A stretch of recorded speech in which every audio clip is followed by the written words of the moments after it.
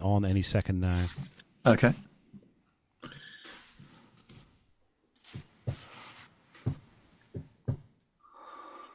You feeling well, Nev? You recovering? Yes, things are improving. I'm pleased that yes, we are live. Yes. Good. Yes, the leg is getting better, thank you. And yeah, it's been 7 weeks now, so it's nearly fixed. The hospital are quite pleased with it. So Just takes us a little bit longer to get healed up now, doesn't it? well, they did remind me I'm no longer 35 or 40, so it's going to take a bit longer. Right. So. We're ready to go, Sprightly guys. 35 years old. Well, quite, yeah, exactly. Right. I'm now going to... We can't hear you, Carlos. I don't know if you're speaking. Hello? That's better. Yeah. Can you hear me? Yep. Yeah, okay. Here I'm sure you is. the chat room will soon pipe up or film quiet. Right, let's start the clock. Let's get this road on the show. No, Yes. Jumping right in. Okay. Oh, are we on, are we? We are, surprisingly, yes. Well done. Good luck. Good luck.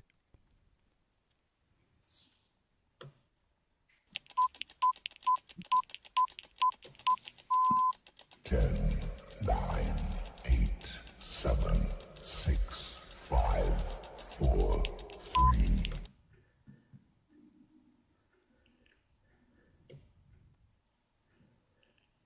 Seem to have lost the intro. That's a good start, isn't it?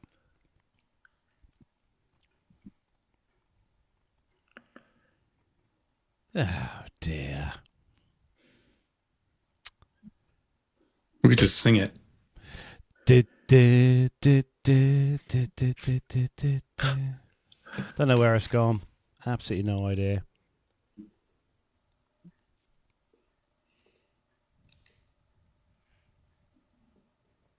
No. Episode thumbnail, top no, end credit, PTK end credits. Thumbnail. Bing, bing, bing, bing, bing, bing, bing. Fix it in post. It was in there before we started. It's just disappeared. It doesn't surprise me. This vMix program is atrocious to use. And I wouldn't even know where the actual video is, to be fair. Well, why don't we just start Yeah, let's start anyway. normally? Yeah, let's. Right.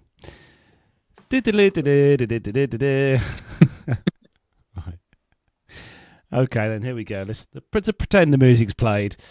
And welcome to episode 534 of the Plain Talking UK podcast. I'm Carlos, and in this week's show, we take a look at the rather poor taste advert. And no, it's not the retro airline ad of the week.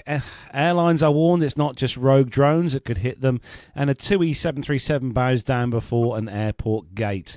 In the military, it's gas stations in the air, aka petrol stations, and another spy plane lands in the UK, and his name's not James Bond. And joining me this week, across the other side of the country, is, of course, that wonderful young lad, Mr. Neville Bounds. Yes, I am back after a short break of a couple of weeks. There's no video, by the way, on YouTube stream, just as a matter of interest, Carlos, if you want to have a look at that. There you go. But yes, I've been missing in action due to work, actually. It's been extremely full on. Quick medical report, the leg is getting better, 7 weeks into it now, so another 2 or 3 weeks in the boot. We should be good to go. So, yes, I can actually get around a bit better now. So that's good. So I'm pleased about that. And the hospital's pleased with it as well. The x-rays are okay. And, yeah, back to normal soon, I hope. Oh, good. It's good to have you back on, as always, Mr. Bounds, because you've been missing for the last few weeks. So it's good to have you back, as always. Also joining us tonight, we've got our usual resident Airbus A320 captain and sim trainer as well. Welcome, Andy. You're not at home. You're in a different location tonight. Hello. Yes. Third different hotel, third night in a row. I'm in my usual spot down south to here. How are you? All good? Good. What, any flying, Andy? You still sort of doing all that paperwork and simmy stuff? It's getting to my busy time of the year now for preparing for sim stuff. So I'm just busy doing that. Lots of meetings. Oh, well, at least they're keeping you busy anyway. And yeah, hopefully, fingers crossed, you'll get back in the air soon, because we need that picture of you on the flight deck, don't we, for the website? Yes, I'll get that sorted. I might get it in a flight deck that I don't fly to really mess you up. Oh, that'd be nice. Yeah, something sporty, like a Learjet. Yeah, Do like an IL-76 or something. And also, you heard the voice there. Joining us back, we've managed to grab him from the skies, which is where he seems to spend 99.99% of his time, is, of course, the awesome Armando. Hello. Hey, guys. Also trying to keep up with Andy there. I'm second hotel in 3 nights. So here I am in Myrtle Beach, South Carolina for the night. Myrtle Beach, nice part of the country. What's the weather like there for you, Armando? I'm guessing winter's not really a thing there. Believe it or not, it's probably chillier than you might think. It's beautiful, clear skies, calm winds, but it's about 38 Fahrenheit. I don't know what that works to in meters. Real money. Whatever. Real money, yeah. It's Celsius, chilly, but it looks we're pretty. working. Yeah. Centimeters, kilograms, pence, I don't know, something like that. Pounds, kilograms. Right, so let's have a look and see who's in the YouTube chat room this evening. Let's see who's joining us tonight for the show. Kicking off top of the list, it was Mazouz. Hello to you, Mazouz, in the chat room there. Richard Adams, hello to you. We've got Captain Cruz is in there as well. Says, good evening from me and my pale ale. Oh, nice choice. We've got Dirk S. Says, good evening, folks. Richard E. Flagg is also in there. All some great pictures, Dev, if you saw Richard's post this week on his socials. Yeah. Very good pictures indeed. Jennifer in Rome, our lovely Jenny in Rome, hello to you as well. Good to see you in there. Mr. Warner, he's in. Good to see you, Mr. Warner. Always good to see you in the chat room. Masha, hello to you, Masha. Lovely to see you. And we've got Stuart Aslett in the chat room as well tonight. Hello, Stuart. Good to see you back in the chat room. He's escaped the railways for the evening to join us, which is always nice. We have got, let me scroll down, Darren Smith. Hello to you, Darren. Hope it's nice and chilly where you are. I know where you are in the country, in the world, I should say. It is chilly. Captain Cruz, Richard Adams. Make sure I don't miss anyone. Andy Wilson's in there. Hello, Andy. He's still here. And Armando's in there as well. Hello to you, Armando. Thanks for joining us. In the chat room, that is. We've got loads to get through on the show this week, including a special double bonus of the Retro Airline ad of the week. We've got 2 little ads this week for you to watch, and they're stateside ones, especially as Armando's on this week. Some American ones for you to watch on there. Don't forget as well, if you're not already subscribing to us, we are on YouTube. Make sure you hit that subscribe button and bell icon to be notified when we're live doing stuff, as we are here every Wednesday night at 7 o'clock. So we've got commercial news to get through, and I know, Nev, you're going to take the lead on this commercial news story this week. But if all the team are ready, shall we do some news? Yes, please. Right, let's go. The captain has turned on the seatbelt light. Please take your seats and fasten your seatbelts.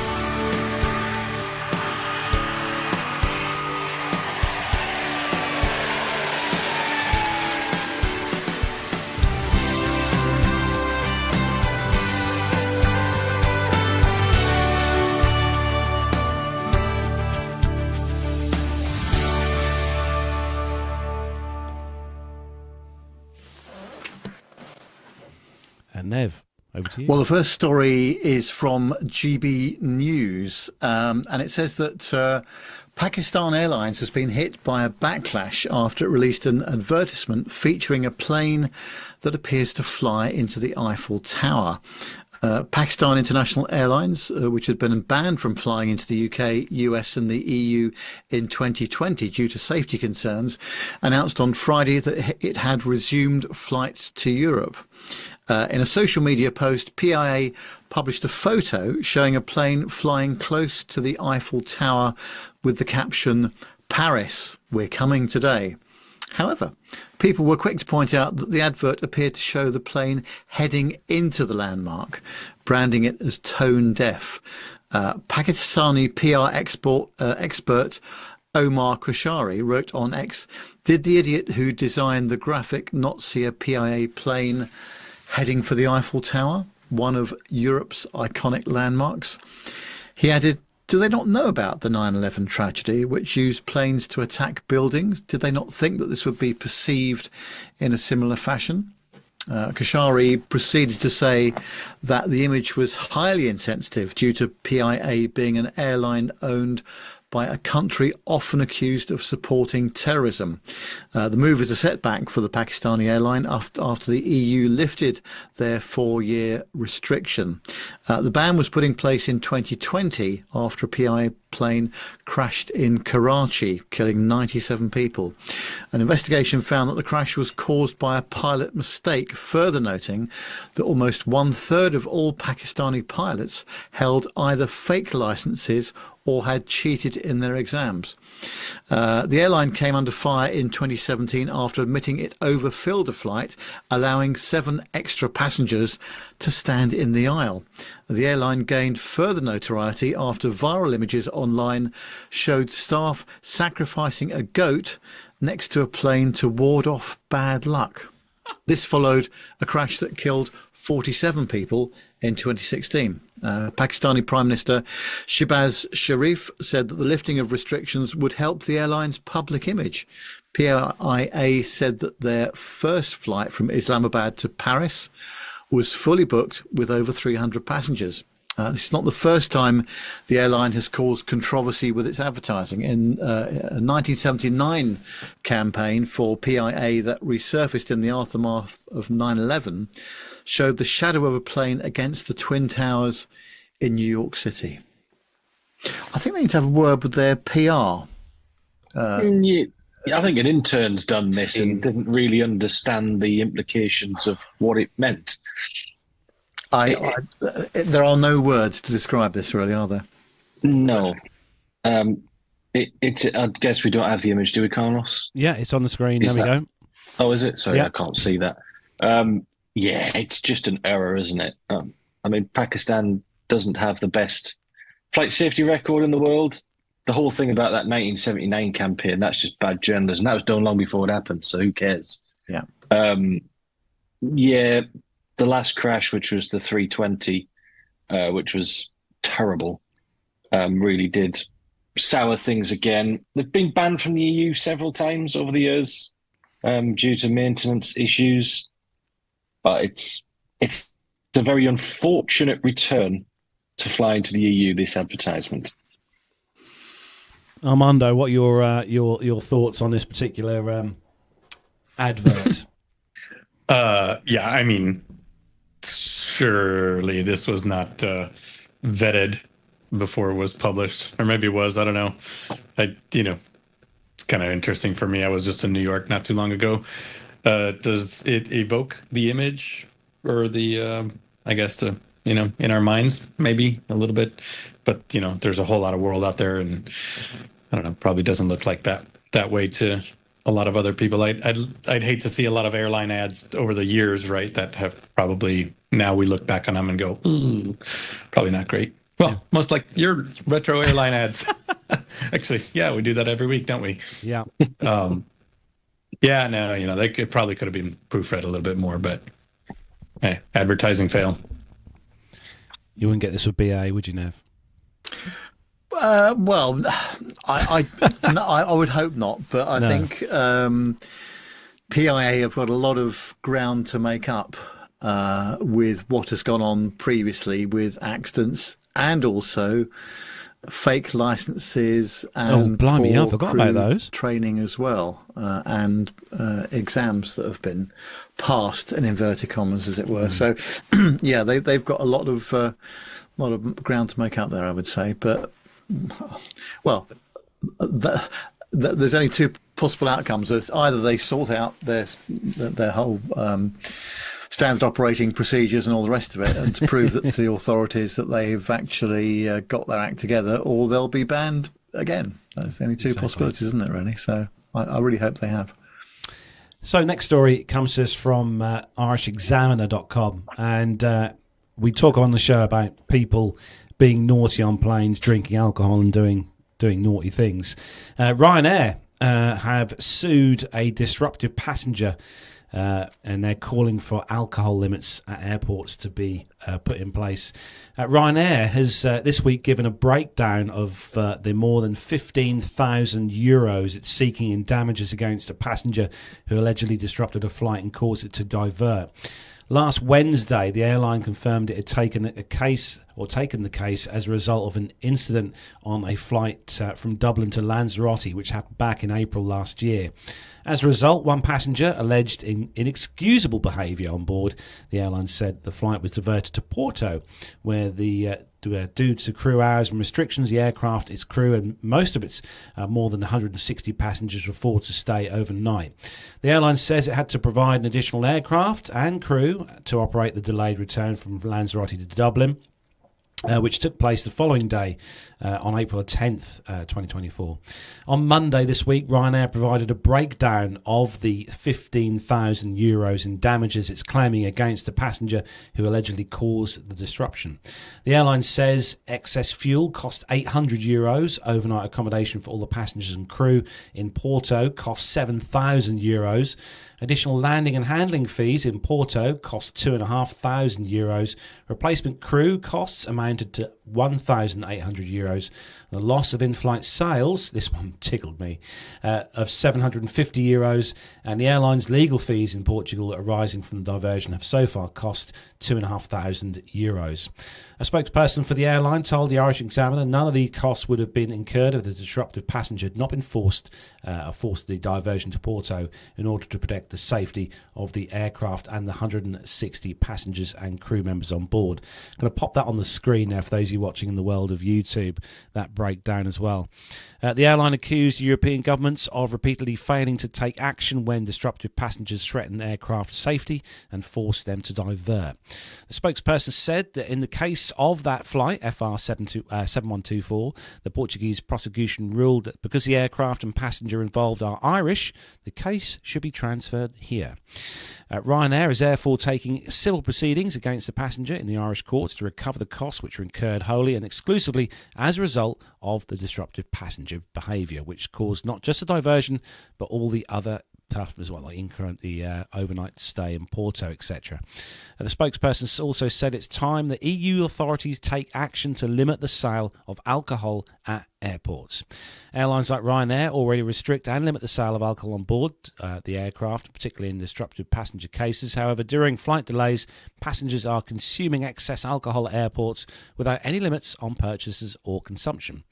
They said we fail to understand why passengers at airports are not limited to 2 alcoholic drinks, using their boarding pass in exactly the same way they do when they purchase duty-free sales, as this would result in safer and better passenger behaviour on board the aircraft and a safer travel experience for passengers and crews all over Europe, the spokesperson added.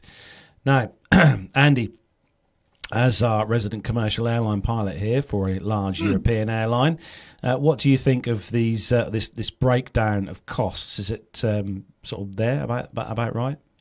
Well, firstly, good on Ryanair for actually publishing the breakdown here. It puts it out there in the public that if you act like a fool on an aircraft, this is how much it's going to cost you. I don't think the breakdown's too bad, actually. The bit that gets me is €7,000 for an entire aircraft's worth of passengers for a night stay is not particularly a lot, so it can't have been a very nice hotel. And the loss of in-flight sales as well, that's ancillary stuff. But the rest is pretty valid. It does cause a lot of knock-on issues when people behave like this and you have to divert the aircraft. But I think it's just really good that they have put it out there as this is how much it will cost you if you get drunk on an aircraft and we have to divert it. Hopefully it acts as a bit of a deterrent. There's a question in the chat room, Andy, which you'll probably be able to answer. Ant Flynn says he always finds it quite... here we go. If a similar diversion... Ace Airstream says, question, if a similar diversion was necessary for a medical issue, who foots the bill? Ooh, that's a very good question. I don't know, but I doubt an airline would go after... Well, it's probably the insurance company, actually, for the airline that covers it. because we can't. You can't help a medical issue occurring. That's just what happens. One of those things. That's why airlines have insurance. But this sort of thing is totally at the cost of the people that do it. Yeah, we don't really talk about it too much on any of the podcasts on ours, but the FAA actually does impose fines, and they. I was just looking, and on average, it's anywhere between 20 and 40 passengers every year are fined by the FAA, and I saw everything from $7,500 up to last year. I think there was one for just over $80,000 for unruly behavior. It actually happens here. It's done by the FAA, not the airlines here in the U.S. So I think they kind of punt the accountability portion to the FAA. The airline does. Medical, as far as I'm aware, is on the airline. They just kind of budget for a certain amount of medical emergencies and diversions and all that stuff, at least here in the U.S.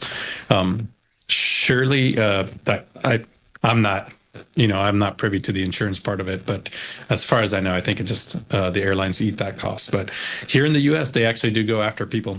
I wish they would publish it more or publicize it more, right? But yeah, you'll up to 100,000. I think last year was over $1 million in total fines between about 30 cases that they brought against unruly passengers. I'll tell you one thing that shocked me, Andy, was this one. I'll pop back on the screen again. Was the excess fuel, €800. That just sounds not a lot to be for fuel. No, because you're diverting. So in a descent, you're not burning anything. There's that part of the diversion. So really, that's sort of the extra fuel to get airborne again and return back on your original route. Yeah. I just thought it would be a lot more considering how expensive fuel is these days. But yeah, but CFM 56s or the Leap 1B Bravo that'll be on theirs, they're very fuel efficient. Yeah. But in the descent, it's literally it's at idle, so it's burning both engines together, 400 kilos an hour, if that. Not a lot. I think the biggest issue with all this is the logistics that it throws up. You know, it's quite a big moment, isn't it, Andy, to divert an aircraft and for the crew to decide to do it and to liaise with the company, and then you've got crew out of position, potentially crew out of hours. It just, it's like a pack of cards, isn't it? That starts falling down. Absolutely, because especially if it's an early flight in the day, then that's the rest of the schedule for that airframe, the line of flying, is disrupted all day. The crew could get down there again if you start very early in the morning or fly late at night. Your hours are heavily reduced as well. You've now turned a 2-sector day into a 3-sector day, which again reduces the amount of flying you can do in terms of hours. So yeah, it becomes a real headache for the crewing and the schedulers trying to sort out the delays further down the line as well. But also, most airlines have a separate team for disruption as well. So the second this occurs, it's their whole job to, right, now let's sort out hotels if we need them. Let's sort out the ground handling. If it's in a place that the airline doesn't normally fly to, where they probably won't have contracts for things, then they'll sort all of that sort of stuff as well, which is really helpful. It takes the load off the captain while he's having to deal with A, getting rid of this disruptive person, and then B, having to deal with everybody else who's on board, who suddenly the penny starts to drop that they're going to miss connections, their holiday is delayed. In this case, they lose a day of their holiday. So it takes a bit of the pressure off in that sense, where you can just start to deal with the customer service side. Because people forget as well, we're not just pilots, we're also customer service agents at the end of the day. We've got to keep everybody happy. So that's a big part of the job. And with a plane load of people, you're the face of the company in that moment. Yeah, absolutely. So, Andy, sticking with you, you've got the next story, and we're heading to Heathrow for this one. Yes, well, it was just this morning. This is from news.sky.com. It's Heathrow Airport reveals record year for passenger numbers, prompting climate warning from speechless campaigners. A record number of people travelled through Heathrow last year, a trend the airport is celebrating, but which others say is a cause for alarm. A record 83.9 million flyers made their way through the West London airport last year, its management said. The figure is 4.7 million higher than 2023 and 3 million more than the previous record for 2019. The airport expects the figure to reach a new record in 2025, with further growth forecasted. It comes after new research warned passenger numbers in Europe are soaring in the wrong direction. By 2050, passenger air traffic from EU airports will more than double compared to 2019, undermining the industry's own green initiatives. Transport and Environmental said. The campaign group warns the exponential growth will offset any gains made by increased energy efficiency and sustainable fuels, with the industry on course to burn through 59% more fuel in 2050 than in 2019. The airline industry, responsible for about 2.5% of global carbon emissions, has vowed to use more sustainable fuels. But scaling these has so far proved difficult and expensive. The sector has rejected calls to curb growth, saying it's essential to economic development and connecting people around the world. The chief executive of Heathrow said 2024 was an exciting and record-breaking year at Heathrow. He pledged investment in the kind of facilities our passengers and airlines are looking for and innovative projects to ensure the airport delivers for the whole of the UK. So there we are. More traffic, more passengers. Is this because... Excellent. That means more jobs. And it means, has someone forgotten about 2020? Has someone forgotten about all the lack of revenue during the COVID period?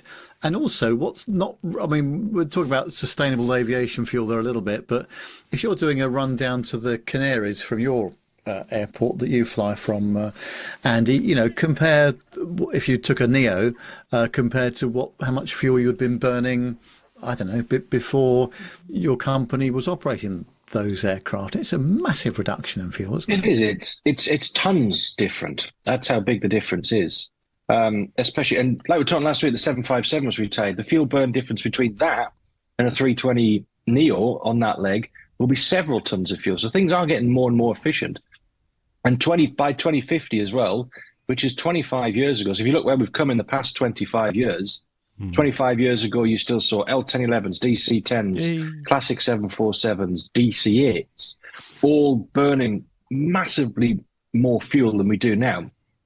So I expect it to be even more efficient by then. So it's a bit. I get the climate side of things, but we can't forecast that 2050 is going to be like that when we don't know. But we've seen the developments that are coming in hydrogen and sustainable fuels. The scene could be very different then. Do you think, guys, that the reason behind this rise in numbers is also because the world of being able to fly and go on holiday at a reasonable price cheaply is much more the thing now? You know, you can pick a holiday up, you can go online, pick a flight up with Ryanair or whoever for 30 or 40 quid. And if you do a package deal, if you look hard enough online, you can find holidays for family, for a family of four, say, for sort of less than £1,000 for a week away. Yeah. You think that's the but reason we've been able why? to do that for the best part of a decade, 15, 20 years even. So I don't think that's the growth. I think it's just more people are willing to travel on those airlines. Unless they're PIA. Yes. Well, I think this 83 million also includes the number of people transiting through Heathrow also, which is huge. I was going to say exactly what Nev said. This is a great opportunity for the airport, for the city, for the country to make extra money. And if you want Heathrow to be improved in any way, this is the kind of stuff that gets you more funding so you can improve the airport. So. Yeah, I mean, the other thing is that if Heathrow's not doing it for transiting passengers, that it'll go to Frankfurt, Charles de Gaulle or Schiphol. So, we need the revenue to be coming here as much as we can, I would have thought. But that's my opinion only. Now, Armando, you've got the next story, and we're going freighters for this one. Yeah, gosh, we've talked about Airbus, converting freighters over for a couple of years now, and that's materializing. So Starlux Airlines of Taiwan has placed a firm order with Airbus for 5 additional A350F freighters. This doubles their initial order from the airline last year for 5 all-new cargo aircraft. The A350 will be operated by Starlux Cargo on some of the world's busiest freight routes. The CEO Glenn Chai said that the cargo market is set to become a key element in their business model and will benefit from the advantages offered by Taiwan's geographical location. And the A350F is the perfect choice for Starlux, offering a similar payload range capability as previous generation freighters, but with significant reductions in fuel consumption and carbon emissions, as we were just talking about in the last story. The A350 Airbus mentioned that it's going to fit seamlessly into the carrier's latest generation of all Airbus fleet, which offers, according to them, unrivaled levels of technical and operational commonality, which is, an advantage to the Airbus fleet. To date, Starlux operates 26 Airbus aircraft, including some A321neos, an A330neo, and an A350-900. So currently under development, the A350F, or the freighter version, can carry a payload of up to 111 tons and can fly around 4,700 nautical miles, 8,700 kilometers, powered by Rolls-Royce Trent XWB-97 engines. Of course, reduction in fuel consumption and carbon emissions up to 40% when compared to previous generations of aircraft. Also, the A350 features the largest main cargo door in the industry, and the fuselage length and capacity optimized around the industry standard pallets and containers. Over 70% of the aircraft is made of advanced materials, composites and such, resulting in 46 tons lighter takeoff weight than a comparative aircraft. The A350 is also the only aircraft that will fully meet ICAO's enhanced CO2 emission standards, which are coming into effect in 2027, as we talked about. So November 2024, as of November 2024, the A350 family had won 1,345 orders for aircraft from 61 different customers worldwide, including 55 for this new freighter version. I think Boeing are safe with the 777 freighter for now. Although it'd be interesting to see. I should have done this really when I researched this story, but what the difference in cargo payload size is between the 350 freighter and the 777 freighter to see. But it does say, I think you said on the story there, that it features, the A350F features the largest main deck cargo door in the industry. So yeah, be interesting to see who holds the most. The key here for this airline is the type rating, the 350, because it's the same type rating as a 330 with a differences course. So you can fly both types, and you can also cross qualify in 321 very quickly. You can transfer between all three types once you've done an initial type rating on one of them very quickly. So that is very efficient for that airline to swap crew around. Whereas if you went with a 777 or something like that, then it's a whole new type rating, and then you're limited to that type. I actually didn't know that. The 350 and the 330 are the same type? Yep, same type rating with a different differences course, yeah. Much like the 777 and the 787 is the same type rating with a differences course, yeah. That's amazing. Cool. That's the whole Airbus concept, isn't it? It's trying to streamline all types so that you can seamlessly move between them. There we go, Armando. Get yourself on an Airbus. Ditch the Hawker. Get yourself an Airbus. No, I'm in the business of collecting type ratings. I won enough, so I need 2 cards, 2 licenses. Oh my word! Next one that comes to us from theguardian.com, and something that I know definitely Andy and Armando wouldn't want to have this happen when they're flying their respective aircraft. Qantas South Africa flights delayed by falling debris from SpaceX rockets. Could be good. Qantas says it has been forced to delay several of its flights to South Africa at the last minute due to warnings of falling debris from Elon Musk's SpaceX rockets re-entering Earth. Oh dear. This could be ending in tears. Ben Holland, the head of Qantas's Operations Centre, said there was often little advance notice of where the rockets would fall over the southern Indian Ocean, the re-entry zone chosen by the space company due to its remoteness, causing the airline to delay flights on its Sydney-Johannesburg routes. Over the past few weeks, they've had to delay several flights between Johannesburg and Sydney due to advice received from the US government regarding the re-entry of SpaceX rockets over an extensive area of the southern Indian Ocean, Holland said. He said, while we tried to make any changes to our schedule in advance, the timing of recent launches have moved around at late notice, which has meant they've had to delay some flights just prior to departure. He said our teams notify customers of changes to their flights as soon as we know it will be impacted. The airline receives warnings, specifically geographical coordinates and timings of re-entry, but these can change at short notice, sometimes right up until the time of departure. Customers generally understand this is outside of the airline's control and that we can't fly in the area when the rocket re-entry is taking place, Holland said.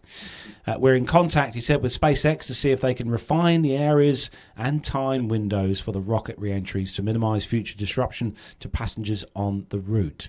The Guardian understands South African Airways flights are also affected by SpaceX's operations. Now, for those who are watching in the world of YouTube, I'm just going to pop a picture on the screen there of a piece of debris.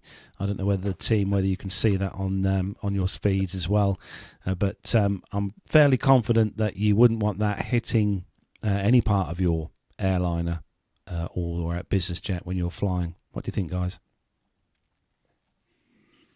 Yeah, no. Well, No. Yes, Captain Crew says it's a used mattress, which it looks like it, doesn't it? Maybe it wouldn't trigger a TCAS RA, perhaps, either. Due to its lack of transponder, yes. Yes. You've got to remember, aircraft skin is millimeters thick. You don't want to be hitting anything in the air. No.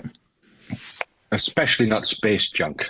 Oh, dear. Sorry, Armando, I interrupted you there. Beg your pardon. I was going to say, when they re-enter, spot on. Like here in the US, this is a huge topic right now. The launches, mostly because it's closing down pretty significant chunks of airspace, especially off the Florida coast and the East Coast. So this is a huge topic right now with the FAA and SpaceX and NASA and all that stuff. But usually this is all, debris is coming down over the Pacific, or at least they try to plan it to come down in the middle of the oceans or the Indian Ocean or something like that. I already see enough funny things in the sky. I'd hate to see a giant, mattress falling from the sky at Mach 2. My thought on it is, what they say about that they can plan to roughly pretty much where it's going to re-enter and land. But what about the effects of winds changing on its descent? Surely that's going to be... Stuff, yeah. The high altitude wind data, they have all of that. They have all the data. The data we get these days is so accurate, it's normally only a couple of degrees out and a couple of knots out. It's really amazing. Good. It's really amazing. Right. Now, Nev, as you're back this week, I found this story this week online when it came, and I've got some pictures as well to go with the story, but I don't know what your thoughts are on what's gone wrong here. I have an opinion on it, and you'll hear it at the end of the story. It's on themirror.co.uk. That's where we go for all of our aviation stories, as you probably realise. It says that British Airways passenger was dripped on for a 6-hour flight to Dubai from London. A holidaymaker says he is taking legal action against British Airways after he was dripped on by a leak for hours on a flight from London to Dubai. John Nicker, 40, irrelevant, claimed staff left him with rusty water dripping directly onto his head from a leaky air conditioning unit for the last 2 hours of his 8-hour flight from London to Dubai on December the 16th. The account manager was jetting off to the city in the United Arab Emirates to celebrate his 40th birthday in the sunshine when the absolutely awful experience occurred and ruined the start of his trip.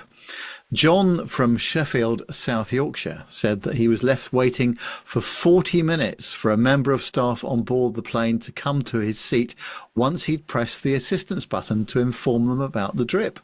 Footage appears to show liquid dripping from the ceiling panels that are stained brown from water damage over the passenger's head.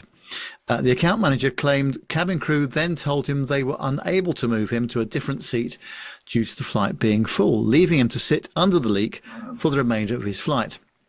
British Airways apologised and they said they'd been in touch with the customer to put things right, though John remains unsatisfied and pledges to take his complaint further. John claims he rejected the airline's offer of a £150 voucher and has now reported his case to the UK Civil Aviation Authority and plans to take them to the small claims court if he is not successful with the CAA. John said, about 2 hours before landing, I was about to fall asleep and I felt something wet on my forehead. I thought maybe it was just the cold because it was very cold on the plane. But when I touched my forehead, I could see water and I was like, okay, where is this water coming from? My partner noticed it was coming from the air conditioning. So I pressed the assistance button for someone to come, but no one came. It took about 40 minutes for someone to actually come. The flight attendant was like, oh my God, yeah, we're so sorry, and offered to bring some towels to wipe it up. They didn't resolve the issue because it was still leaking. It was a full flight, so they couldn't offer us another seat. We spent about 2 hours with that leak on top of us. They gave us blankets and stuff like that, even with Ryanair. I've never had an issue like that. It was absolutely awful, really bad. It was dripping directly onto my head. We literally just had to sit and do nothing. British Airways said they were sorry about it, but it doesn't resolve anything. We literally... this is a seriously overused word, isn't it? Just had to keep wiping ourselves. It was rusty water. It just wasn't clear water. It had rust in it coming from the system or the vent. I don't know. John claims that there were a number of additional issues on board the plane, which he and his partner experienced, including running out of food, a faulty entertainment screen, and no Wi-Fi. John, who claimed he was only given a sandwich and a bag of pretzels to eat throughout the entirety of his 8-hour flight, said they ran out of food and it was freezing cold in the cabin. I would say it was 14 degrees all flight. The Wi-Fi didn't work and we had paid for it. I paid £14 for it. The entertainment system didn't work as well. They gave us a sandwich. They had enough stock. They gave us some pretzels. On the second time they came down the plane, they ran out of food. I was really, really annoyed and really distressed because I was going to Dubai to celebrate my birthday. And this wasn't a very good start to the celebrations.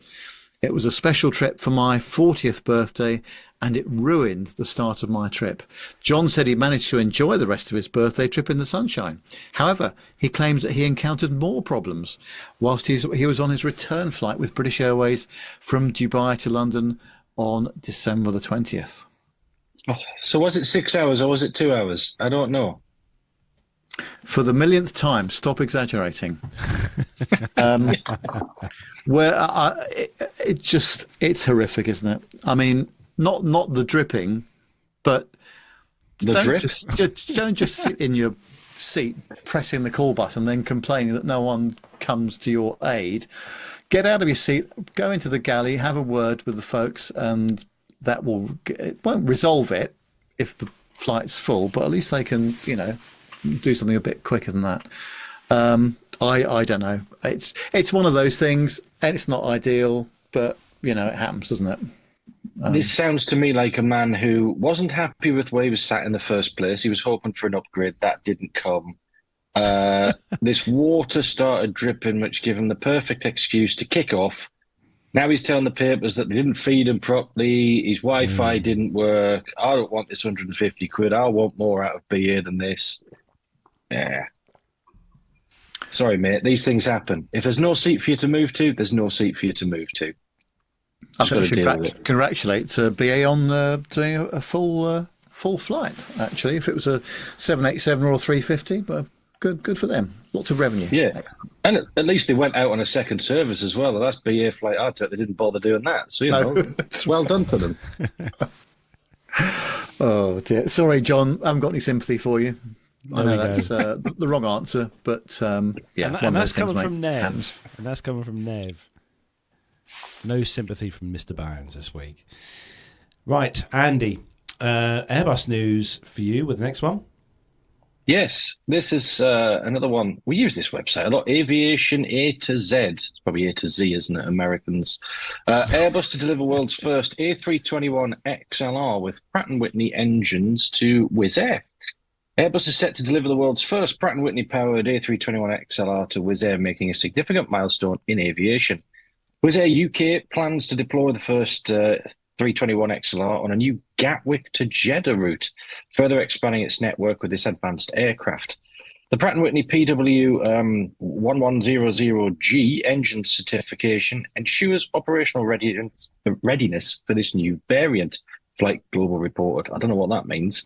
Wizz Air UK, which has ordered 47 units as part of its fleet expansion strategy, and the second one will head to Wizz Air Malta.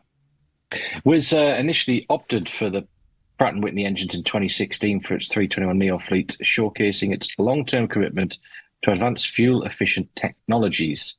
The 321XL has already proven its versatility, with previous deliveries equipped with CFM's LEAP 1A engines going to Iberia and Aer Lingus in late 2024. This flexibility in engine options highlights Airbus' adaptability to meet diverse customer preferences.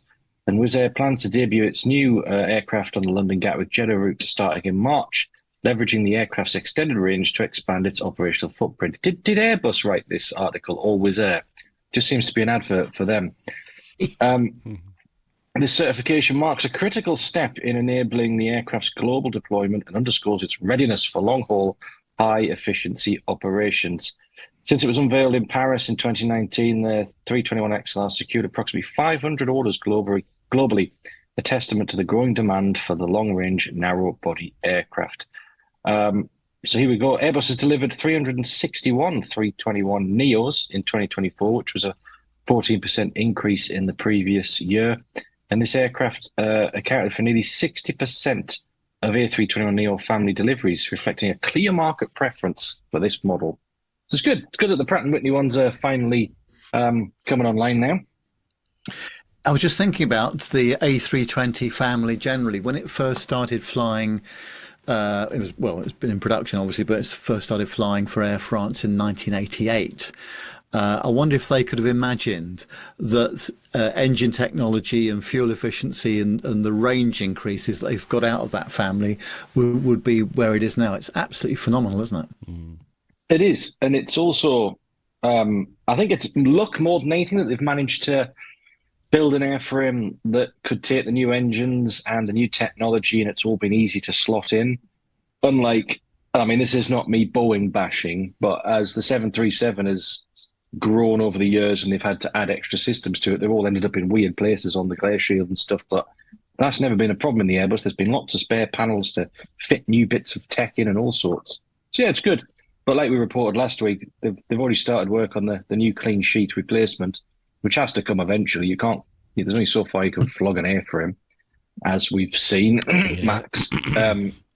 So, you know, well, good. I mean, kind of along those lines, can you imagine in 1960 whatever, when they designed the 737, that it would be doing what it's doing now, right? Exactly. Let's take the fuselage of a 727. We'll chop a few bits off, stick some underslung engines. Boom, that'll do. Let's see how long this lasts. Yeah, and it has gone a long way. 60 odd years later. Yeah. Well, speaking of Airbus, yes, sticking with Airbus. This entire show is brought to you by Airbus. I did not do the show notes, just so I can tell you that I did not do them. Mm-hmm. Yeah, I see. I just remember we're all part of this together. So whatever they're giving you, you can share it amongst the five of us. Wait, I'm not even on the show that much anymore. You can just give me like a fifth. Oh, wait, that's still the same math. Anyways, Etihad plans to operate flights between Heathrow and Abu Dhabi on an Airbus A321. They plan to operate one additional flight per day from London Heathrow using this A321 after successfully acquiring an additional landing slot from American Airlines. You're welcome. Like many busy airports around the world, Heathrow is slot controlled, as we know. which means to operate the flights to the airport, the airline must own or lease the rights to a specific pair of takeoff and landing slots.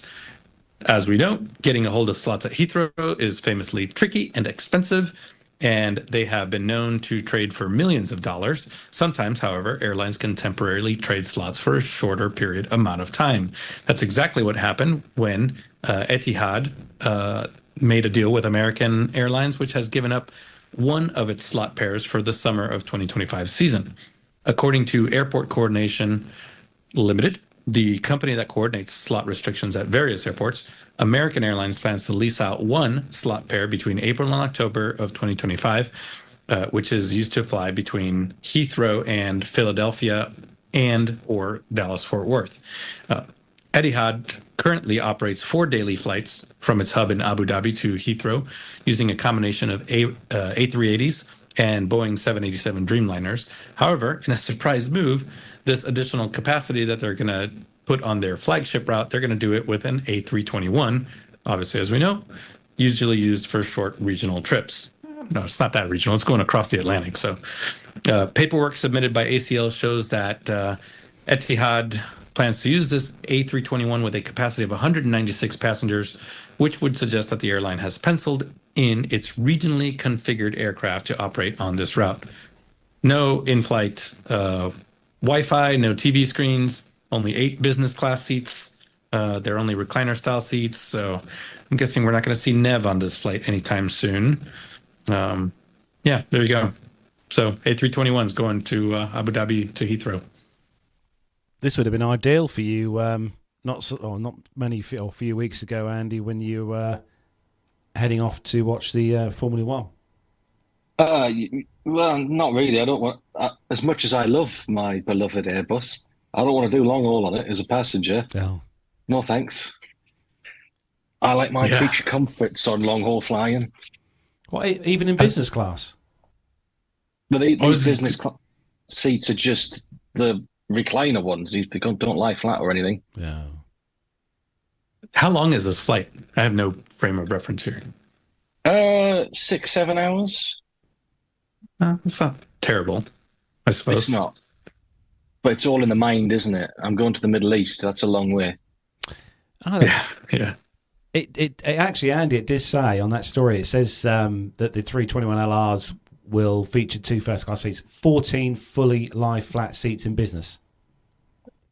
If they use them, and at the moment they're saying they're not, they plan to use the 196 config aircraft, which is the regional ones. Hemmed in, yeah.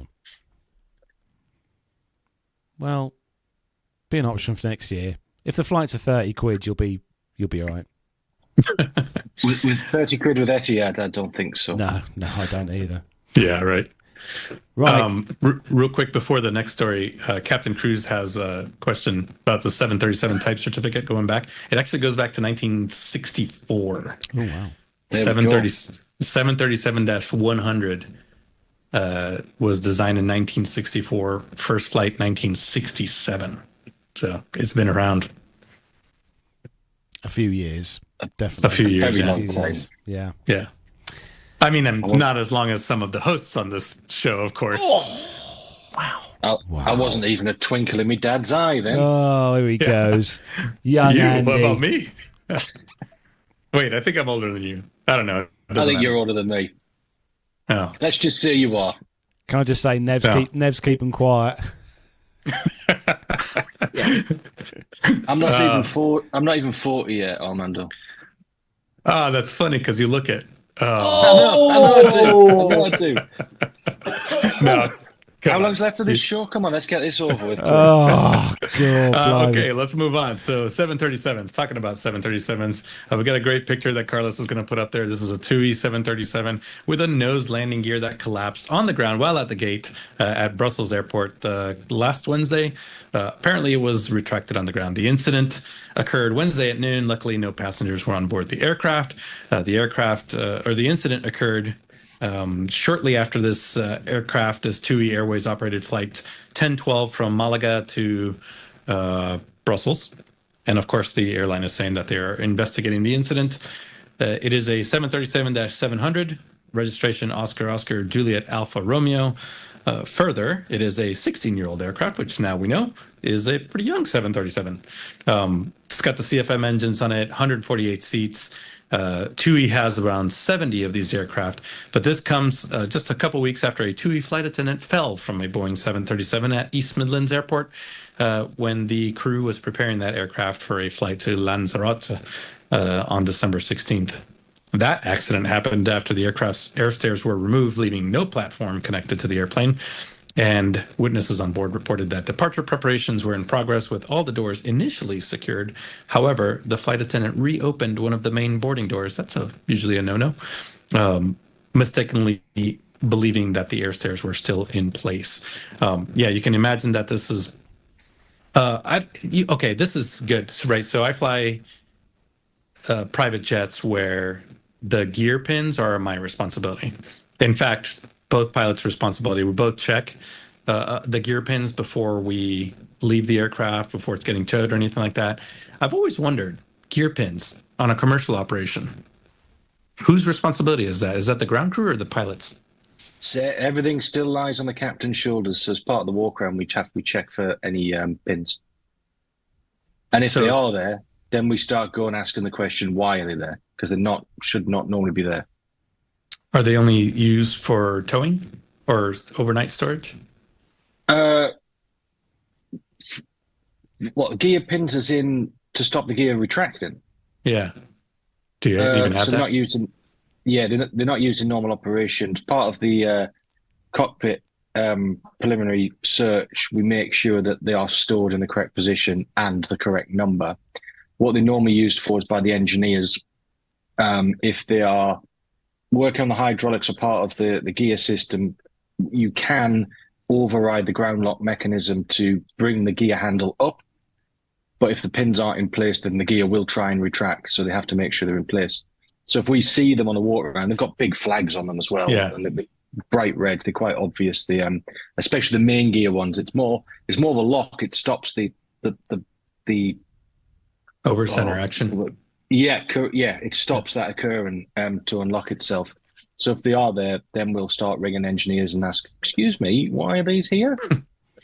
So me and Nev were talking about this before we went live, before you guys joined the call, and we were saying, like, I thought there was that you cannot raise the gear when the aircraft is parked with the park and brake. I mean, I've tried it on Microsoft Flight Sim, and you can't raise, you push the handle up on the 7.3 and nothing happens. The aircraft doesn't suddenly. You can override that if there's certain CBs pulled or there's a certain maintenance procedure going on.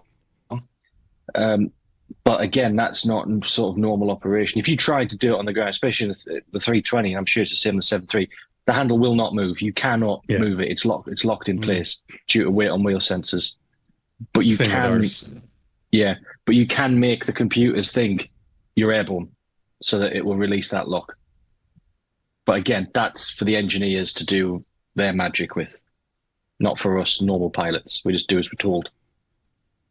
I can only imagine that this was not done by pilots. This is probably either ground crew or engineers working on the aircraft. And I don't think any professional pilots, would ever attempt to touch that lever, even with all the safeguards. I don't think any of us would ever even touch it on the ground. So this must have been a mechanics mishap. Yeah, because Nev, it was only a few years ago, wasn't it? This happened with was it the BA Dreamliner, or was it the 350? Yeah, BA 78. Sorry, yes, BA 787, wasn't it? Yes, at Heathrow. That was looked a bit nose heavy, didn't it? Costly. It does happen in general aviation quite a bit. I mean, probably dozens of aircraft every year, light twins and light general aviation aircraft end up on the ground because, a faulty ground switch. The systems aren't nearly as complicated or as redundant. So it's certainly possible to do it on a lot of light general aviation aircraft. Very peculiar. Right. Now, Andy, you've got an update on a story that we talked about last week actually on the show, but it's an update, and again, be interesting to hear your views on what happened here. Yeah, absolutely. Yeah, this is the Jeju Air accident update. So the examination of the flight recorders revealed that both the flight data recorder, the FDR, and the cockpit voice recorder, CVR, recorded data only up to 4 minutes before impact. The aircraft crashed at 0903, but the last recorded information ended at 0859.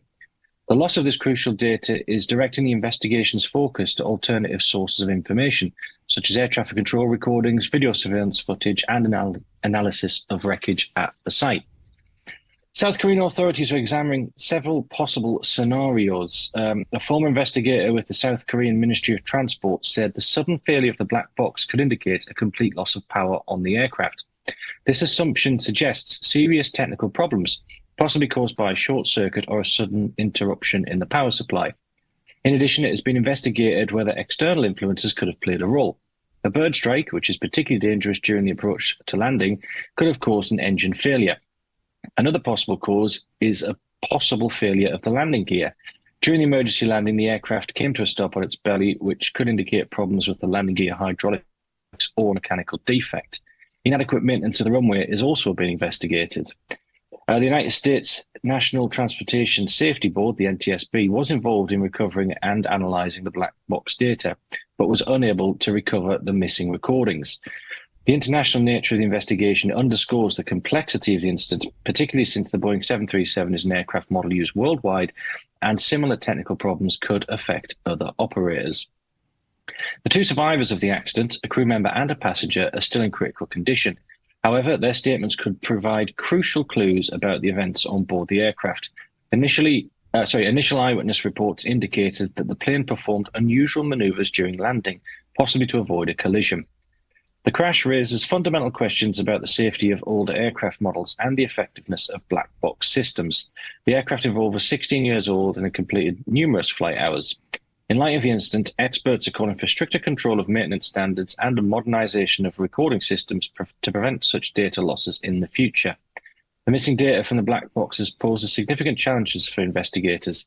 Nevertheless, the comprehensive analysis of all the available information remains the top priority in order to determine the exact circumstances of the tragic accident.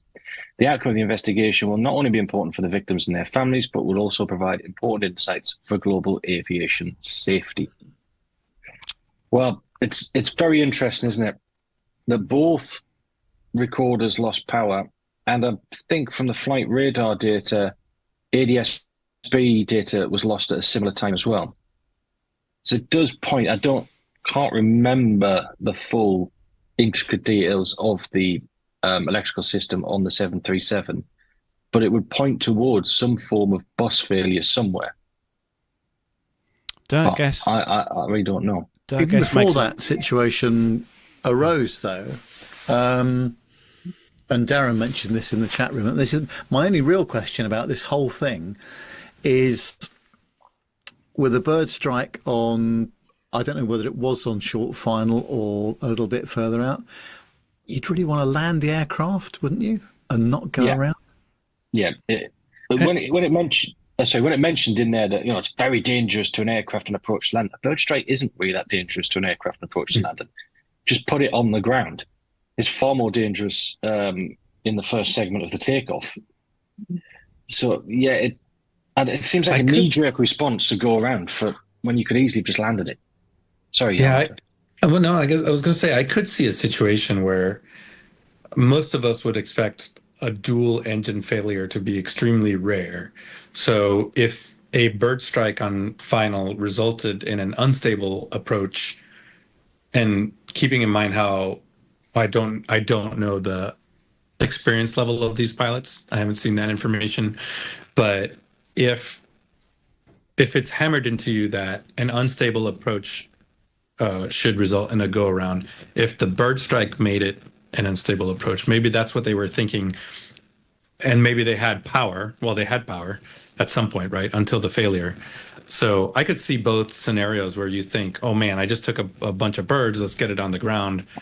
Or they said, well, how many times have we done single engine go arounds? How many times have we done single engine patterns, single engine lands? So maybe there was some expectation bias in there that, well, even if we lose an engine, we'll be fine. We'll be able to get this airplane on the ground. Obviously, whatever happened here was a catastrophic electrical been hydraulic failure or something like that. But Yeah, I don't know. because the where the ADS-B data cuts off, the speed's around 140 something knots on approach. So to me, they must have had flap and gear at that point to be flying at that speed. Right. Then they went around, and the track becomes a very quick. It was like 4 minutes from the go around to the accident. Essentially, it's a teardrop straight back onto the end of the runway, and then all the video footage shows no gear, no flaps. So 184 knots. Yeah. Yeah, no idea what the control state was.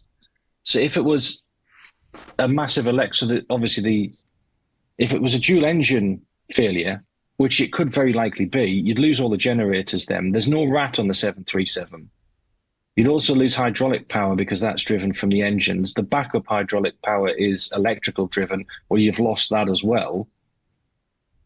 So you really are in a proper dead stick flying it, and you're flying it on the trim tabs essentially then on the 737 because it does have trim tabs.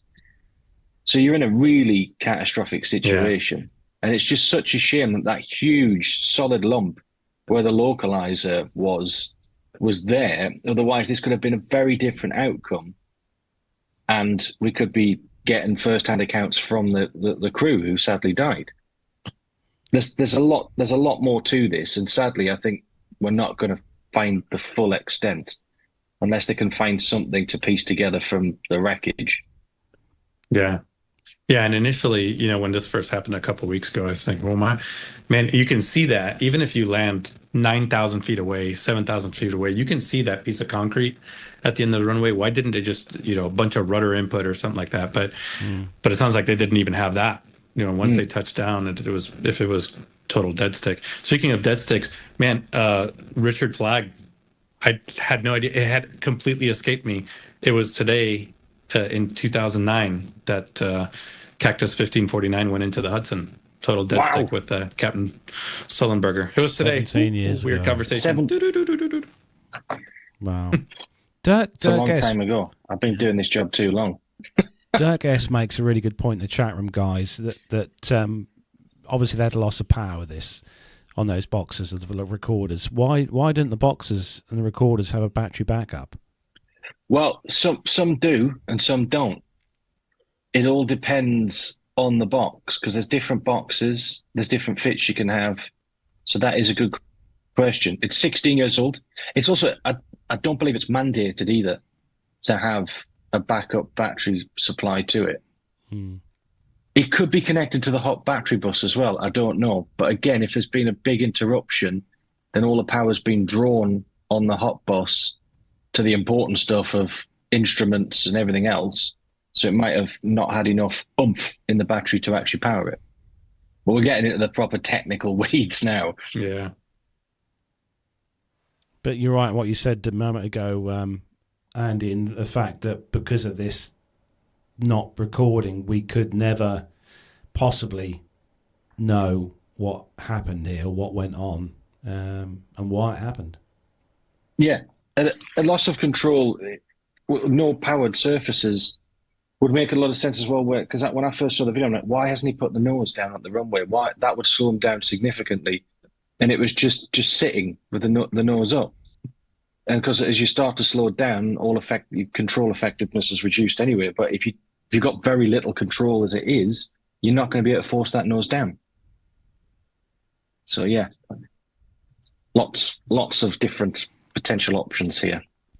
Yeah, safe to say we were talking about this last week, Armando, and we were saying what a busy end to 2024 and start to 2025 we've had in the world of aviation. Yeah. Unfortunately. Yeah. So that is where we bring the commercial news segment to a close this week. Good discussion there. It's time for the next part of the show. So, Nev, would you like to... Yes, well, Carlos has been dishing out his old VHS tapes again. Obviously, some of those we can't play, but the ones we can play are the retro airline ads of the week. And this week we go back to 1978 and take a look at not one but two ads from an airline that not only had a great livery, but also saved you money. And just check out that DC-10. Here we go. Look how easy it is to save money with American Airlines Super Fares. Save 40% round trip to anywhere we fly in the continental United States, or save up to 50% on round trip night coach flights. Up to 50% off with American Airlines Super Fares. We're American Airlines, doing what we do best. American Airlines has another super fare to help you save money. 50% off on round-trip night coach flights. 50% off to all these cities and more. 50% off with American Airlines super fares. We're American Airlines, doing what we do best. And helping you save money is one of the things we do best. There you go. Sorry, I forgot there were 2 adverts. I'm out. I don't know. What do you think about I that? couldn't even tell. Oh, was that a DC-10-30? -30, yeah. No. No. No. Because it's missing the centre gear. So it's a 10-10. Ah, yes. Good observation. Very good. That is an AV advocate question, that is, isn't it? Yeah, the chat room's got it. Couple. Yeah, of course. Darren's got it. Captain Crew's got it. Yeah. Boom. Good work. I must say, I don't have a lot of love for the DC-10. The only time I've ever flown one was London Gatwick to DFW, British Airways, before I'd really worked out seat positions and all the rest of it. I was flying economy, and in the centre of that, it was a 5-seat configuration, and I was right in the middle. And it was the most horrific 9-hour flight I've ever had, to be honest with you. The leg room was not great at all. I'm with you, Nev. I was never a fan of the DC-10. I just thought it looked a bit. It was just unfit. It was just unfinished. It looked stupid having that engine number 2 plonked up on, actually raised above the fuselage itself. Whereas Lockheed got it right, and I'm going to say here we go. with the TriStar, because it just looks so much better. But the S duct is a thing of beauty. You are right. Yeah. Actually, Nev, you've been missing from the show, and we've talked about last week the executive club changes. Oh, Nev. What are your thoughts on the changes to, BA the club now? Well, obviously everybody's all cross and upset, and they're, and I can see some of the points that people have made. However, as I've thought about it more, of course, BA are turning it into a revenue-based system, which is very common with a lot of other airlines, I have to say. It's not exceptional at all. However, if you're someone like me that just about scrapes into the gold thing every year, apart from, this year when I'll get it for another year, but you can forget it because I wouldn't even get to the bronze level with the amount of spend that's required. And we're talking about £20,000 sterling now to do that, which is a lot. Now, what they would say is that, well, you can earn tier points with the BA holidays, which you can, and also with the BA Premium American Express card as well, up to, I think, 2,500 tier points or something like that. But that's, when I first got that card, I think it was about £80 per year subscription. It's now 300. And being the retired gentleman I shall be in 22 days' time, I've got to consider whether that's worth hanging on to as well. So they've upset probably 85% of their customers. But the other thing is that it was relatively easy to get to a silver or gold status, and there's all these people doing various tier point runs and all the rest of it to maintain it. Frankly speaking, the only time I've found the gold thing working in my favour is if an aircraft goes tech down route, or even at the home base at Heathrow, for example, where you are accommodated very well, and maybe some of the other passengers aren't. But it's quite a big moment, and they snuck it out, just before the new year as well. So those changes take place from April of this year. So it's a big moment, and I think a lot of people on the forum has been saying, "Oh well, my company pays for my travel." Oh, hang on, you're going to have to really spend a lot of money, and corporate airline travel budgets have not increased over the years, and which is why the EasyJets and Ryanairs and Wizz and other low cost carriers as well. The reason they've done so well is because companies and firms just will not allow people to do big spending. I mean, for example, our company policy is I can fly premium economy only if the flight is over 8 hours long. Otherwise, I've got to do it in coach. And if I want to pay for an upgrade myself, I can do that. But, it's back in the day, I can think of probably in the mid-'80s, the company I was working for then, if your flight was over 4 hours, well, you had to fly business class.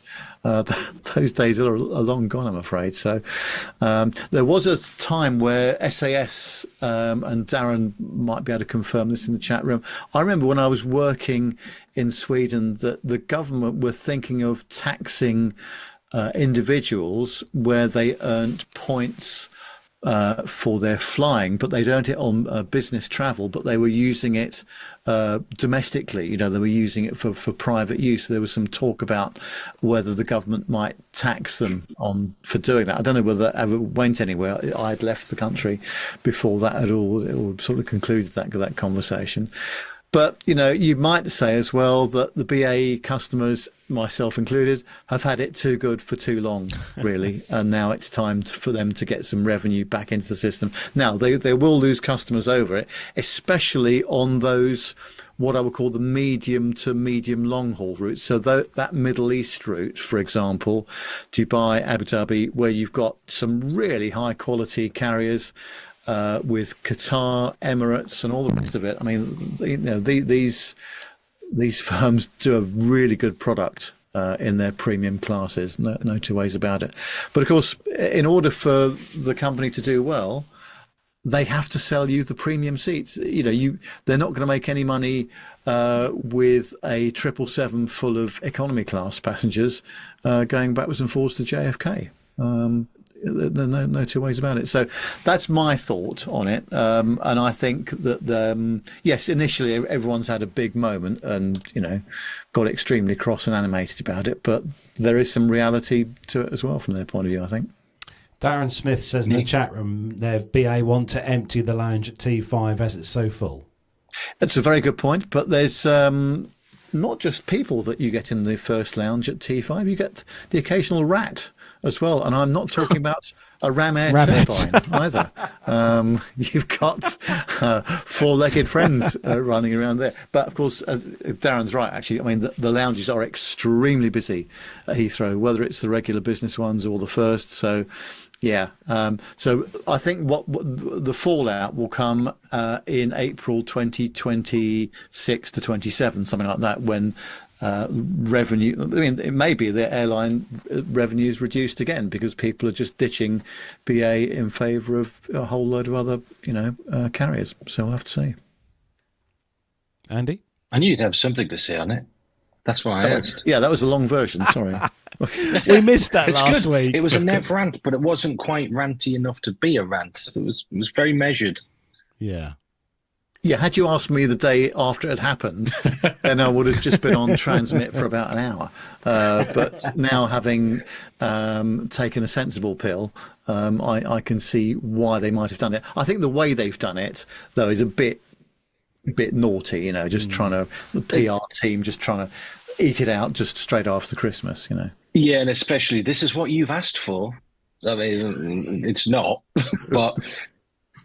Let's make the executive club great again. Yeah, exactly.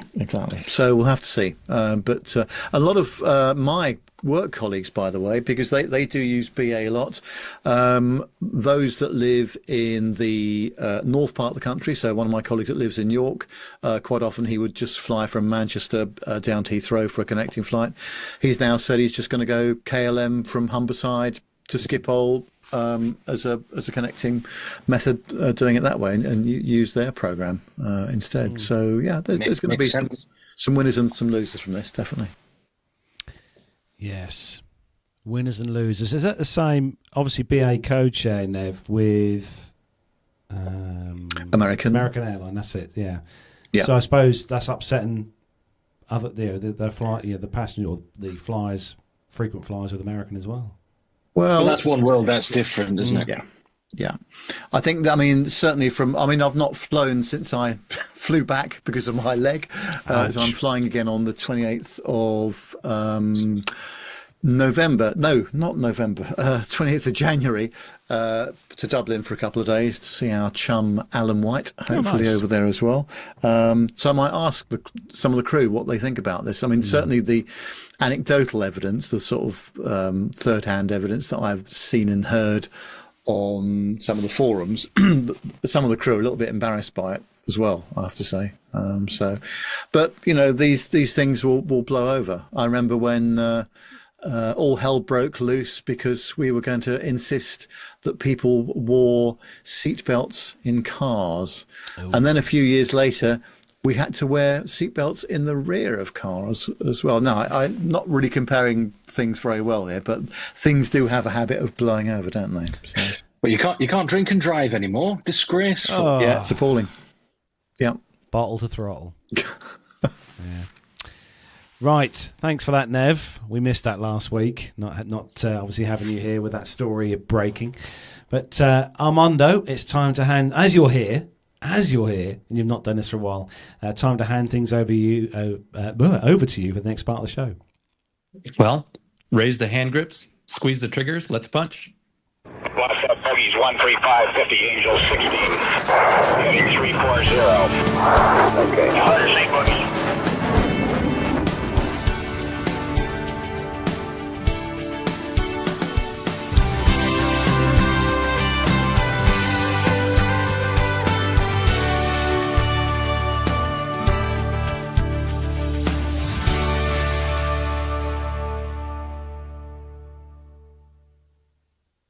Over to you, Armando. All right. Well, yeah, I can't hear the music. So also that is the boldface, the ejection boldface from a certain Air Force trainer. I'll give you props in the chat room if you figure out which aircraft that is the boldface from. So first story from aerospaceglobalnews.com.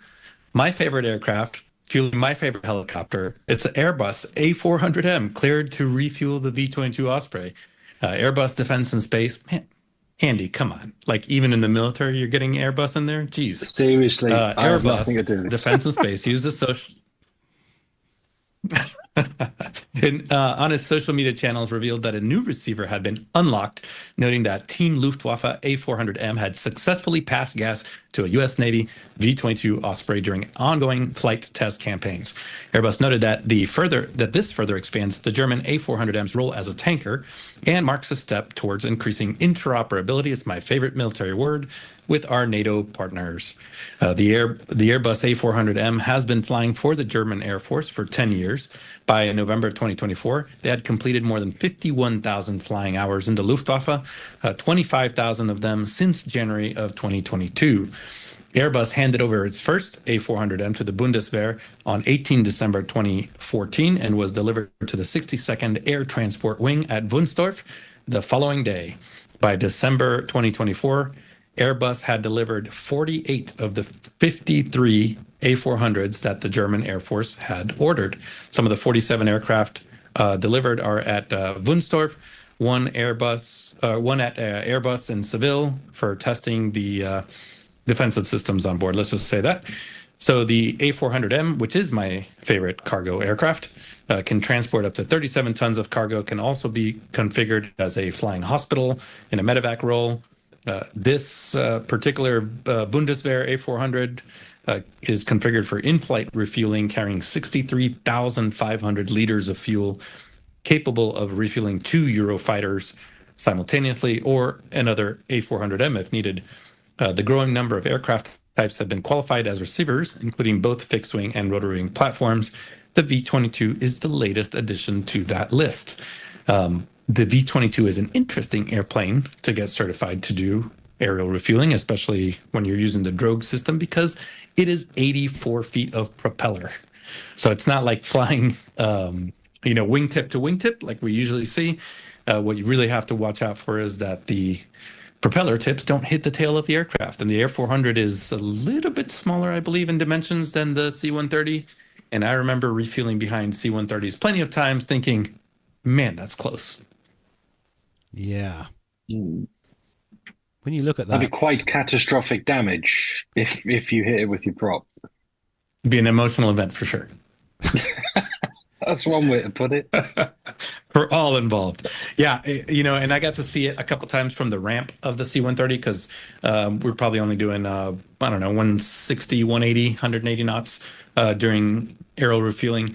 So I would get to sit on the ramp of the C-130 with the ramp and door open and get to watch two V-22s refueling at the same time.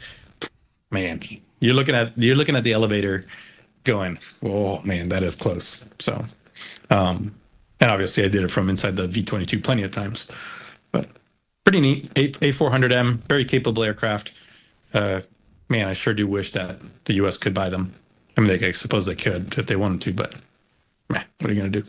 Is that tricky refueling behind a prop-driven, prop-powered aircraft as opposed to a jet engine-powered refueling aircraft? Because obviously you've got props with props. I mean, you're in the wake, right? Like that thing that you're supposed to watch out for in every other flight scenario.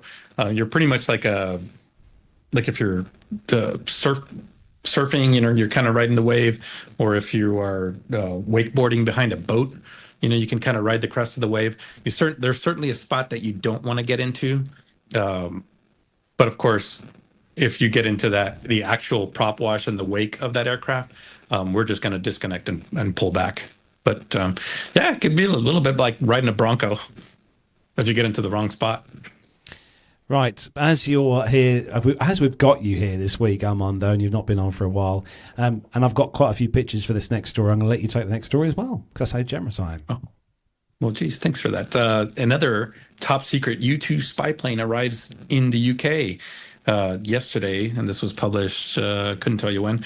Apparently was over Scotland at an altitude of 60,000 feet, just before descending over Wales, landing at RAF Fairford in Gloucestershire. Just before 11 a.m., the fleet of U-2 Dragon Ladies are typically based at Beale Air Force Base in California. However, they're squadrons, and there's not that many of those aircraft anymore. They operate around the world from forward operating bases, and this is part of that kind of operation, likely some aircraft being swapped. Fairford has been a long time destination for U-2s. And even SR-71s back in the day, KC-1 or RC-135s.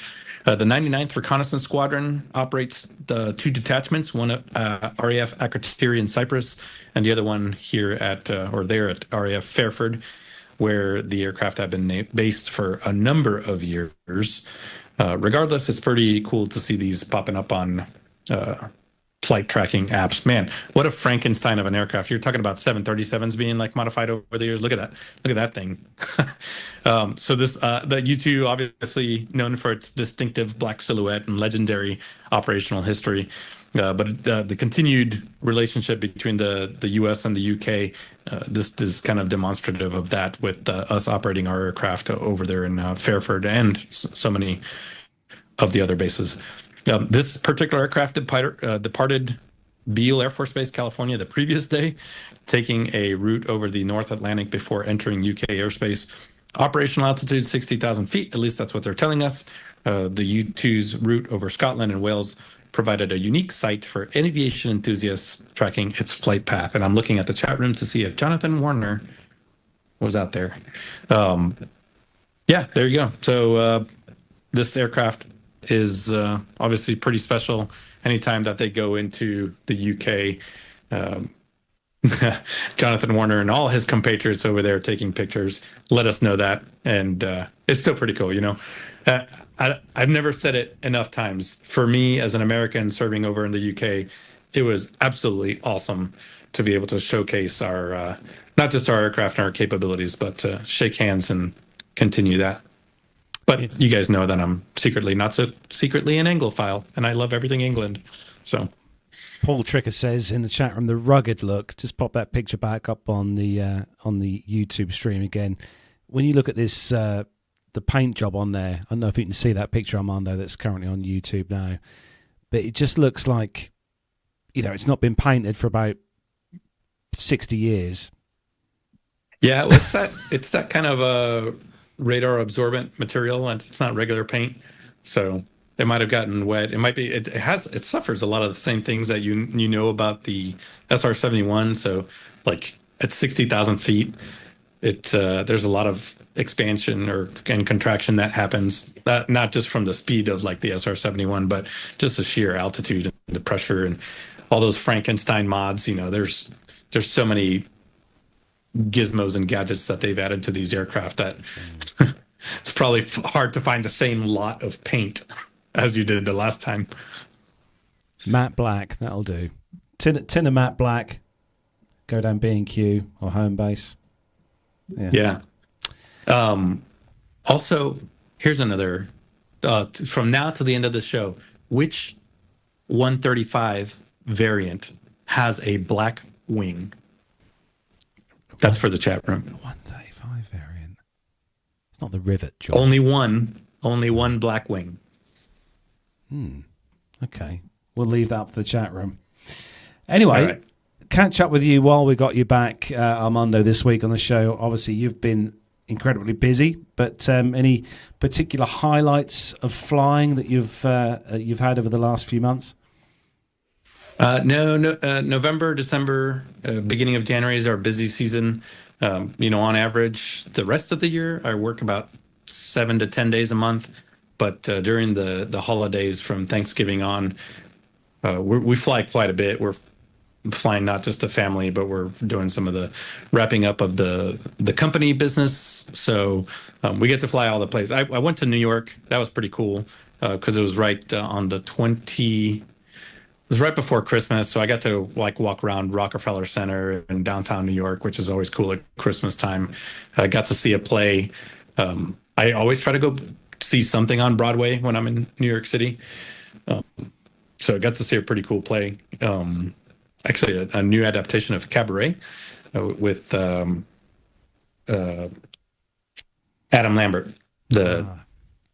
He's an amazing singer. That was pretty cool. But some days we're up in the north, right? Minnesota, it's -5 degrees. And then the next day we'll be down in Miami or Naples, Florida or Texas. I'm here on this trip now and then back home tomorrow. And then Saturday we're up to Detroit for the weekend. So it's going to be snowing and negative something. Negative cold. Negative freezing. And you're still loving the Hawker. Yeah. Man, totally reliable aircraft. It's great to be flying an aircraft where you have a lot of feel and everything's cables and levers and pulleys and all that stuff. So definitely, I'm 3 years in the Hawker now, and it's pretty cool to see what that airplane can do in some interesting weather conditions. So. Right, we're going to start to wrap things up. Just looking in the chat room, Armando, Dirk S has said the RC-135S? That's the Cobra Ball. Yeah. That's the one. But why has it got a black wing? I know the answer to that as well. Such an av geek. Well, I think we're wrapping up the show. It does have a black wing because of the telemetry. So it's an aircraft that's designed to intercept, I guess, for lack of a better word, the telemetry coming off of space systems. So in order to do that optically and all that stuff, it has the one black wing. I'd be interested to see what the temperature difference is between the left wing and the right wing for fuel. Right? Yeah. Yeah. And it's like a matte black too. So matte black and then shiny light gray on the other side. Interesting. Any U2 pilots out there? Or 135 pilots as well, give us a call. Send us an email. Yeah. Right. What about you guys? What are you all been up to? Nev, what? Obviously, you've been busy recuperating. Just kind of wrapping up with the company I work for. So I've only got 21 or 22 days left before I retire. So just handing things over to people, delivering things to people, handing back my demo kit, all that sort of stuff. So we've got quite a lot of stuff going on between now and when I finish. So we've got our big exhibition that we do in Barcelona, which starts on the 4th of February. So my last day with the company will be on the 7th, which is the Friday, and then I should be flying back. So, but yeah, looking forward to getting back on a plane actually as well. Not done that for 7 or 8 weeks now. So the last time I flew back was with a broken leg from Edinburgh to Heathrow. Yeah, so in a couple of weeks' time, off to see some customers in Dublin, try and catch up with Alan whilst I'm there. And then that'll be it. Yes, no more work. So I'll have more time to do podcast related things, which would be nice. That's good. But yeah, next week down in Brighton at our office there for a couple of days, seeing some customers, yeah, so it'll be odd. 46 years of working will suddenly come to an end, although I've been winding down for some time in terms of knowing about it. Yeah, it'll be it might take a bit of getting used to, but I'm also looking forward to it as well, I have to say. Excellent. Andy, what about you? Any exciting things? Well, depressingly, I've just looked at how many days it is till I'll retire, and it's 9,291. It's it's a few more than Nev. I wish I hadn't done that now. What am I doing? Meetings the rest of this week, and then next week I'm in full simulator design mode for the next recurrent check that I'm busy designing, and I'm just drowning in paperwork at the moment with various other bits and pieces that are going on. I am planning to fly on Monday, maybe, but then I'll be back on the show next week, hopefully in the pub. I'll get it warmed up. Oh, I'll be down the pub. Good news.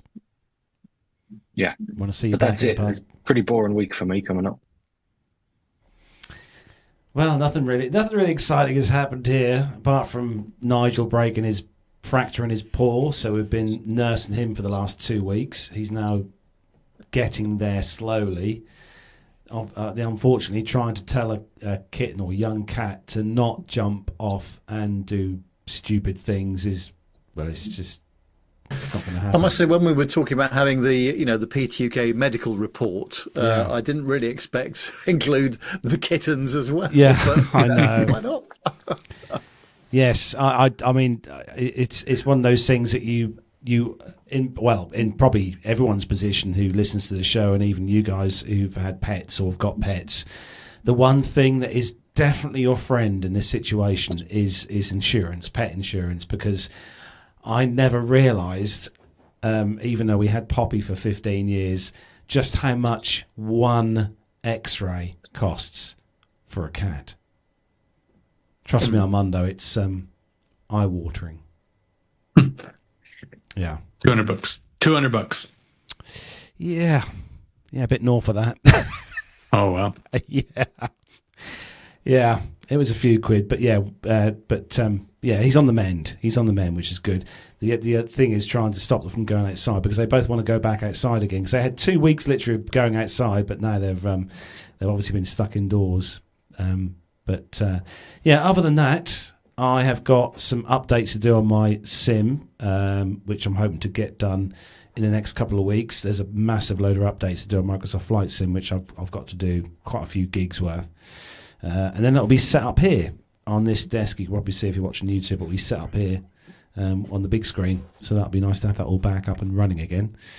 And other than that, I didn't show you. This is my latest purchase from a very popular site. Yeah. Very nice. Believe it or not, it came from a company called that begins with the letter T. And ends with you. Somebody in the chat room actually did notice early in the show that you were wearing that. Ah, yes. I saw it on there the other week, and I thought, do you know what? I'm going to order it. It'll take 3 weeks to get here, but I'll just order it and see what it's like. Do you know what? Surprisingly, it's quite good. How big is it? It looks huge on you. It's not actually. It's. I probably could have got away with a large. I ordered an extra large, but I probably. Oh, hang on. Is that one top you're wearing, like with the white bit? It looks like you've got a top on top of a top. This is a hood on the top. Oh, okay. Yeah. Don't go near any naked flames. No.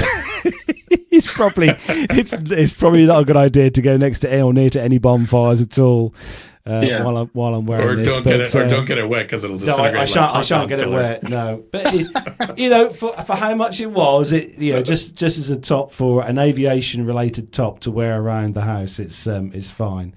But Nev, while you're there, for the benefit of the glorious listeners, everyone listening in the world of audio land as well, where can they find more about us on the show? Yes, so just search the socials for on Facebook, Twitter, or Instagram, or LinkedIn for Plane Talking UK. You'll find us there. You can email the show podcast@planetalkinguk.com, and the website, of course, www.planetalkinguk.com. For those of you that have been watching the show tonight on YouTube, you can subscribe to that channel, and you'll get notifications when we go live, and you can help shape the conversation of the show by joining us in the chat room, as many people have done today. So thank you very much indeed. If you want to just do a search for Plane Talking UK on YouTube, you'll see that you can do that, and also you can become a Patreon of the show as well, or you can pay us by PayPal if you have some money to help us offset some of the show costs, media, site hosting costs, website hosting costs, that kind of thing. All details for that are on our website, which is www.planetalkinguk.com. Yes. Thanks very much indeed, Nev. And thank you to everyone for tuning in to the show tonight. Thanks to all the YouTube viewers this evening. Been lots of new names in the chat room I noticed tonight when we started the show, guys. So that's always good. And also thanks to everyone who downloads the show each week as well as an audio podcast, because I know a lot of people do that as well. Thank you for listening to us each week. And thanks, Armando, for joining us this week as well. Hopefully we'll manage to grab you again from the skies at some point in a not too distant future. Absolutely. Yes, fingers crossed. You work far too hard, you do. And also thanks to Andy as well for joining us from his remote studio there. And have a great fun planning sims and all that kind of stuff, Andy, as I'm sure you will. Cheers. Thanks for having us again. It's been good fun. Yeah. Right, that's it for episode 534 of the show. Nev, I'm going to let you do the lead off as I play with the vMix. Yes, well, hopefully it'll work this time. But thanks ever so much for joining us today. Really appreciate everybody's contribution in the chat room. We'll be back at 7 o'clock next Wednesday. So hope you have a good week and a good weekend. So it's bye from us now.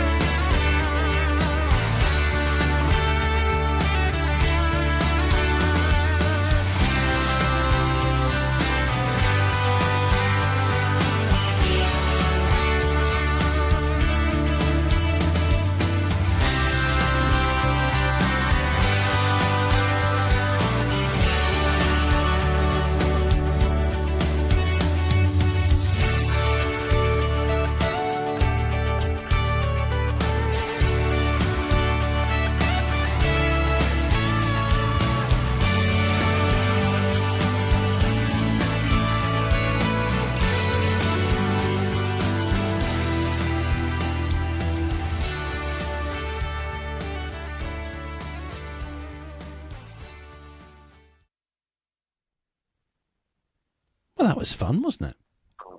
Oh, no. Jonathan Warner, day late, dollar short. Wow. Just jumped in. Man, you even get a special mention. Yeah. Too bad we don't record this. Yeah. Poor Mr. Warner. So you either catch it live or you don't catch it at all. Hey, that's why they invented mobile phones, so you can watch it while on the move. Unless you got an iPhone, the battery will run out. But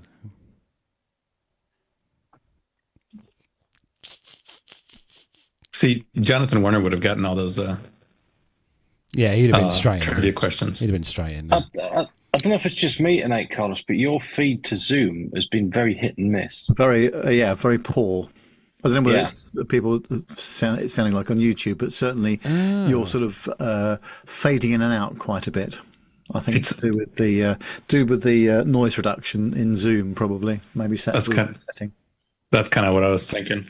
All right. Okay. Why can we hear ourselves? Whoa. Oh, that's because I've just turned that on. There we go. That's better. Yeah, is that all right now, or is that still the same? Just move back a little. It's when you're not got your face right in the mic. There we go. Hello. Yeah, nothing. Zero. All right. So just a pickup then from the microphone. Yeah. What about if I press that? Does that make any difference? Does that make any difference at all, like that? That's better. Yes, that works. Ah, right. That's a pre-fade button then. That'll be what that is then. Yep, that's a big improvement. That's what she said. Oh, that was good fun. We had like I said, we had some new names in the chat room tonight, which was nice to see. Yeah, definitely. So, yes, but no, I need to get back out doing some flying. I'm definitely missing it, I have to say. And of course, when I retire, it's going to be even worse because I'll be flying even less. Although I am looking forward to my A350-900 flight to Helsinki at the end of February. Is that isn't retirement just flying around and going on cruises and stuff like that? I think it might be. I've not actually sold this to Mrs. Nev very well, I must say. Although probably with my having just broken my leg, probably going to Helsinki when it's -6 Celsius and icy may be not the right country or city to be going to. But never mind, I like it a lot there. So are you sell the house, spend the kids' inheritance, spend all the money, mate. Just go and enjoy yourself. Yeah, I'm liking that way of working. Yeah, that's what I'm going to do. Yep, I'm sure you will. Yes. Oh dear. You've already started your retirement anyway, Andy. You've got a blooming bar in your house. Well, you've got to have leisure facilities at home, haven't you? Yeah. Oh dear. Right, we better let these lovely YouTube viewers get back to their Wednesday night. So big thanks again to everyone who's joined us on the world of YouTube. Thanks for tuning in, and we'll be back, and hopefully all be back next Wednesday. Fingers crossed. Nev, would you like to say goodbye to our lovely? Will do. Thanks very much indeed for listening and viewing. Really enjoyed everybody's company. Some great contributions as well tonight, and thanks to our 2 resident pilots as well, because they were superb with some of the, many of the technical things that we spoke about this week as well. So hope you have a good week and a good weekend.